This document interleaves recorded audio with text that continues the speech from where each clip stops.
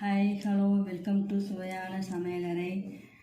நம்ம இந்த வீடியோவில் என்ன பார்க்க போகிறோம்னா, முருங்கைக்கீரை எப்படி சுலபமாக நம்ம எடுக்கலாம்னு சொல்லிட்டு பார்க்க போகிறோம். இந்த மாதிரி அடிக்கடி முருங்கைக்கீரை எடுத்து குழந்தைங்களுக்கு சத்தான உணவாக இந்த முருங்கைக்கீரையை கொடுங்க.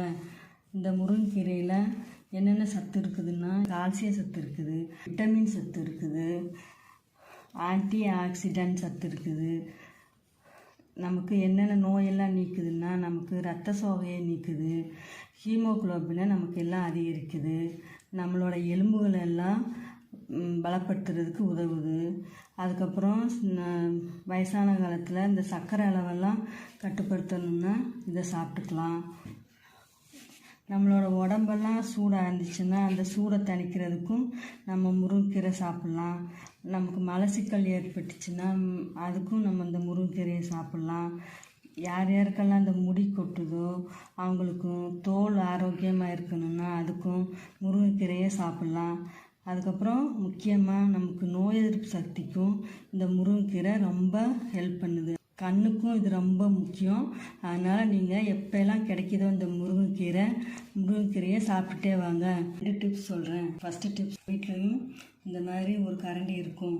அந்த கரண்டியில் ஒவ்வொன்றா இப்படி எடுத்து வச்சுக்கோங்க.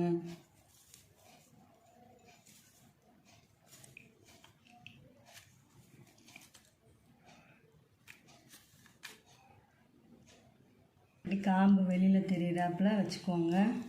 எடுத்தோம்னா அப்படியே வந்துடும். அவ்வளோதான். இதே மாதிரி எல்லாத்தையும் எடுத்துக்கோங்க. அது உங்கள் வீட்டில் கூடை வச்சுருப்பீங்களா, அந்த கூடை எடுத்துக்கோங்க. அந்த கூடையில் இப்படி முருங்கைக்கீரையை வைங்க. வச்சுட்டு இப்படி எடுத்திங்கன்னா அப்படியே வந்துடும். அவ்வளோதான். இதே மாதிரி எல்லாத்தையும் எடுத்துக்கோங்க. தக்காளி கூடையில் எடுக்கிறது இது 2வது டிப்ஸு. இப்படியும் எடுக்கலாம்.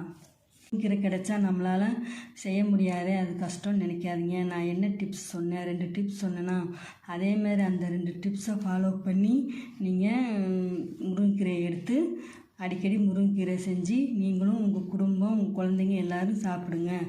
நலமாக இருக்கணும்னா இந்த முருங்கைக்கீரையை சாப்பிடுங்க. இந்த வீடியோ பிடிச்சிருந்ததுன்னா சப்ஸ்கிரைப் பண்ணிவிட்டு லைக் பண்ணுங்கள். உங்கள் ஃப்ரெண்ட்ஸ் அண்ட் ஃபேமிலிக்கு ஷேர் பண்ணுங்கள்.